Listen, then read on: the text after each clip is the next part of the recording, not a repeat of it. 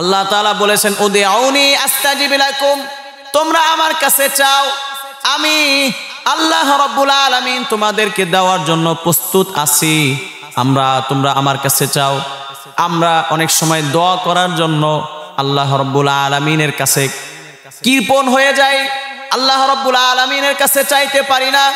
কিন্তু আল্লাহ রাব্বুল আলামিন এমন এক সত্তা, যেই সত্তার কাছে কারিম রব, যেই সত্তার কাছে আমরা না চাইলে তিনি নারাজ হয়। আমরা দুনিয়ার মানুষের কাছে একবারের কাছ থেকে দুইবার যখন চাই, তখন সেই মানুষ বিরক্ত হয়ে যায় যে এই শুধু আমার কাছেই চাইতে আসে, আমার কাছেই চাইতে আসে। কিন্তু রব তো এমন রব, যেই রব নিজে আহ্বান করেন উদউনি আস্তাজিব লাকুম। রব তো শেষ রাত্রিতে তাহাজ্জুদের ওক্তে একদম প্রথম আসমানে চলে আসেন, মানুষের কাছাকাছি চলে আসেন, এবং মানুষের কাছাকাছি আসার পরে রব আহ্বান করতে থাকেন, তোমরা কে আসো রিজিকের অভাব, আমি রবের কাছে চাও, আমি রব তোমাদেরকে রিজিক দিব। তোমরা কে আসো অভাবী, আমার কাছে চাও, আমি তোমাদের অভাবগুলো দূর করে দেব। তোমরা কে আসো ঋণগ্রস্ত, আমি রবের কাছে চাও, আমি রব তোমাদের ঋণগুলোকে মুক্তি দিয়ে দিব। এই জন্য তাহাজ্জুদের ওক্তে রব যখন ডাকতে থাকে, আমি আর আপনি ঘুমাইতে থাকি। রব যখন আহ্বান করতে থাকে আমার কাছে চাও, আমি আর আপনি তখন ঘুমে ব্যস্ত থাকি। কিন্তু আল্লাহ রাব্বুল আলামিনের কাছে যেই দোয়াই করবেন, এই দোয়া বিফলে যাবে না। এই দোয়া এখন না হয় পরে, পরবর্তীতে যে কোনো সময় কবুল হবেই হবে। এই জন্য মুফাসসিরিনে কেরাম এখানে 5টা তাফসীর করেছেন উদউনি আস্তাজিব লাকুম, যে মানুষের দোয়া 5 প্রকারের কবুল হয়, 5 ভাবে কবুল হয়। এটা কিভাবে কবুল হয়?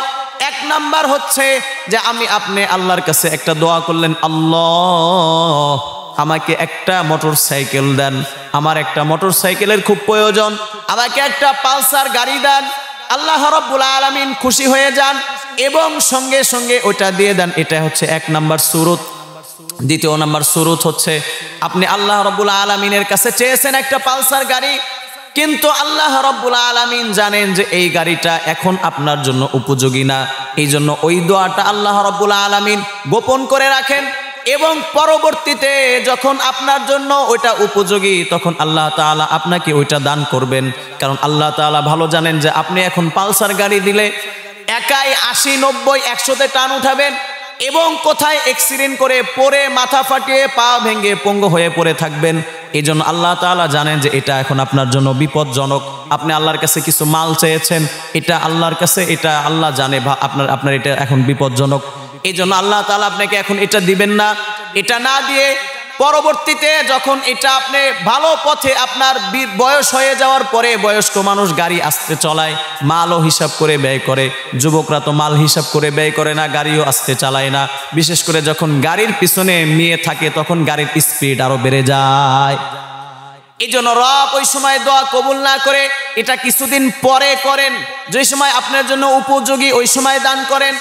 তারপরে আপনি ছোটবেলায় এমন কিছু চেয়েছেন। 3 নাম্বার, আপনি ছোটবেলায় একটা দোয়া করেছিলেন, আল্লাহ আমাকে একটা বাইসাইকেল দেন, কিন্তু রব জানেন যে এখন আপনার জন্য বাইসাইকেল ভবিষ্যতে এটা কাজে দিবে না।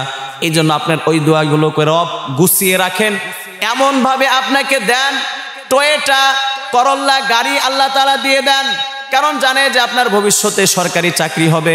এই জন্য আপনার বাইসাইকেল দিয়ে কাজ হবে না। এই জন্য অনেকেই এসে তো আমাদের কাছে এরকম বলে যে হুজুর, জীবনে যেটার আশা করি নাই, কল্পনা করি নাই, আল্লাহ রাব্বুল আলামিন এইটাতে আমাকে চড়াচ্ছেন, এটাকে আমাকে দিচ্ছেন। আমি তো কোনো সময় কল্পনা করি নাই যে আমি এত বড় হব, এত বড় গাড়িতে চড়বো। তা আমরা ওই সময় বুঝতে পারি যে আল্লাহ রাব্বুল আলামিনের 3 নাম্বার সূরত, আপনি একটা বাইসাইকেল চেয়েছেন, এটাকে আল্লাহ তাআলা অনেক বড় বেশি করে আল্লাহ তাআলা আপনাকে পরবর্তীতে দিয়েছেন। 4 নাম্বার অর্থ হচ্ছে আপনি এমন কোন গুনাহ করেছেন যেই গুনাহের কারণে আপনার আযাব আসবে আপনার উপরে। এমন গুনাহ করেছেন, এমন কোনো অশ্লীল কাজ করেছেন যার কারণে আযাব আপনার উপরে আসবে, অবধারিত হয়ে আছে। আল্লাহ তাআলার কাছে দোয়া করেছেন, আল্লাহ আমাকে একটা পালসার গাড়ি দেন, একটা অ্যাপাচি গাড়ি দেন, কিন্তু আল্লাহ তাআলা জানেন যে আপনাকে পালসার গাড়ি দিলে আপনি ওই বিপদের থেকে বাঁচবেন না, ওই বিপদ আপনার উপর ঠিকই চলে আসবে। এই জন্য আল্লাহ রাব্বুল আলামিন ওই দোয়ার বরকতে আল্লাহ তাআলা আপনার বিপদকে কাটিয়ে দেন, বলেন সুবহানাল্লাহ। এবং 5 নাম্বারটা আরো চমৎকার। 5 নাম্বারটা হচ্ছে বান্দা যখন কিয়ামতের ময়দানে আল্লাহ রাব্বুল আলামিনের ছোটাছুটি করতে থাকবে, ভাইয়ের কাছে যাবে নেক আমল পাবে না, মার কাছে যাবে নেক আমল পাবে না, বাবার কাছে যাবে বাবাও চিনবে না। এমত অবস্থায় আল্লাহ রাব্বুল আলামিন যখন বান্দাকে এত বড় একটা গাঁটটি দিয়ে বলবেন বান্দা এটা তোমার, বান্দা যখন খুলবে দেখবে এত নেক আমল ওখান থেকে বের হচ্ছে, তখন বান্দা আল্লাহকে প্রশ্ন করবেন, ও আল্লাহ, জীবনে তো কোনো সময় এত ভালো নেক কাজ করে নাই, এগুলো কোথা থেকে আসলো?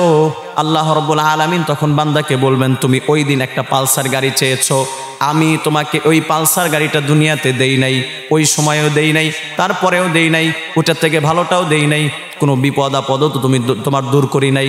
কিন্তু আজ যখন তুমি সবচাইতে বেশি মুসিবতে পড়েছো, এই সময় আমি রব তোমাকে এই দোয়ার পরিবর্তে নেক আমল দিয়ে দিলাম, যাও তুমি জান্নাতি হয়ে যাও।